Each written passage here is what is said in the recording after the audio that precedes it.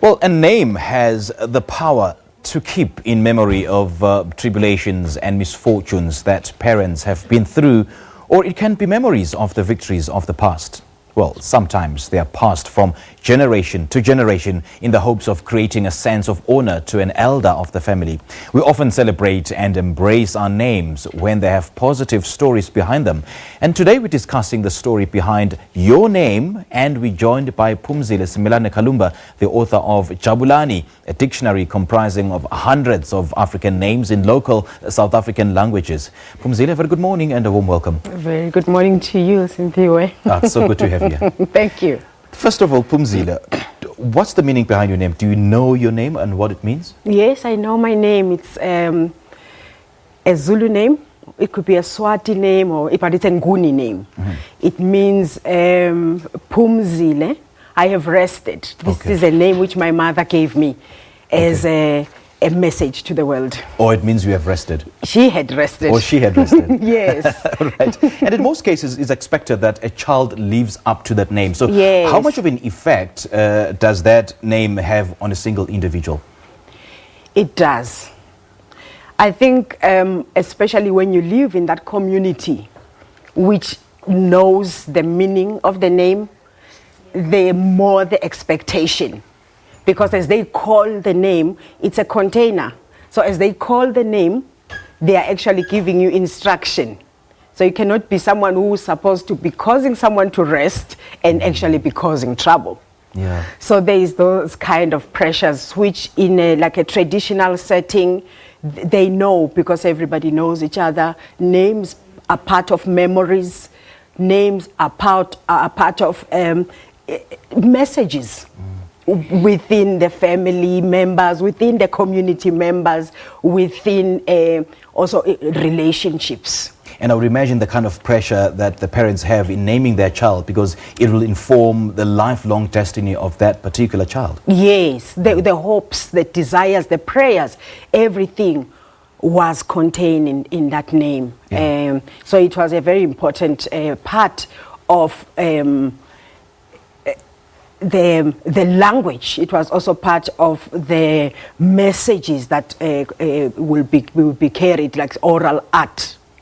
And what's also common and widely used are biblical names, and Yes. that in itself speaks volumes. So True. Let's discuss the meaning behind those names. Isn't it just surprising how many people this morning have woken up so that they can go and worship the name? Because remember, if Ujese, it was important, the name became part of the whole thing to say, Nizomnigeza igama nithi Ujesu. So that became part of who he is, and within the name was his mission. So biblically, or within also the culture of the Jewish people, names played or still play an important role to say he will save people from their sins. So that became his mission. So when he died and he said it's finished, he was actually talking to his name. Okay. And in your book, Jabulani, the names are listed in alphabetical order with gender implications. Yes. And are they really named specifically for a boy or a girl in African names? I think so many lines have been blurred over time, because you used to have names which were just purely girls' names, female names, and male names, but now it doesn't matter. You still have prefixes where you will know it has to be a girl, like you will have no and so, no matemba, soma. Where it, no is a prefix for a female, a so is a prefix for a male, or ma, a mother of, a father of, then that is whatever. But when you're talking just about name, Phumzile can be literally any gender. Right. It does not matter now. Yeah, should we read into those unisex names, Simpiwe, Phumzile, or any other name? Well, you can't, because remember also within the Ngunis, you had like a Phumzile in Xhosa is actually a male name.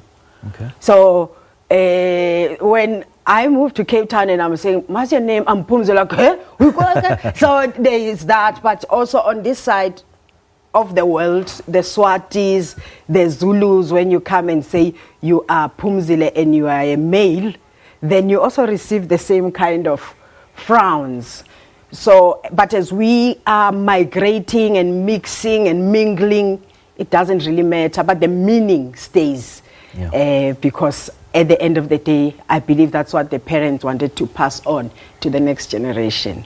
Yeah, you caught right there. The meaning stays. And in terms of passing on to the next generation, I mean, even today, parents still name their children after their parents or great-grandparents or elders within the family. Is it still a thing? Do you think that is significant? Yes, it is. Because it is another way of naming a child where the meaning is not contained in the name itself, but the fact that this is a name that was for the aunt of the family, the grandparent of the family, that becomes significant for the child because maybe there is something that the grandmother had that you want this child to emulate, or what the auntie had, or you are honoring the new member of the family. So in implications, if I change my name? Why would you change such a beautiful name?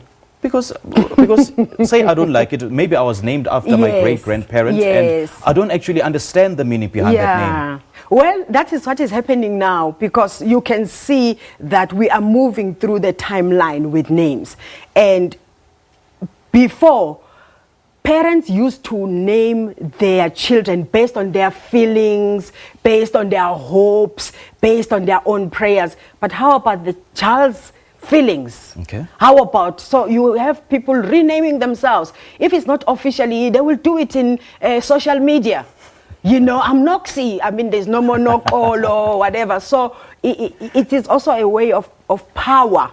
People taking power back. The children taking power back from the, because naming also has to do with power. So they are taking power back. If you're like, oh, Simpi, why would you call me that? I'll call myself that. So you can call me Sims, by the way, oh, in social really? media. But thank you so much for your time, Phumzile. Thank you for having me. It. Cheers. Well, we just spoke to Phumzile Simelane Kalumba, the author of Jabulani, a dictionary comprising hundreds of African names in local South African languages. We'll have your sports in a moment.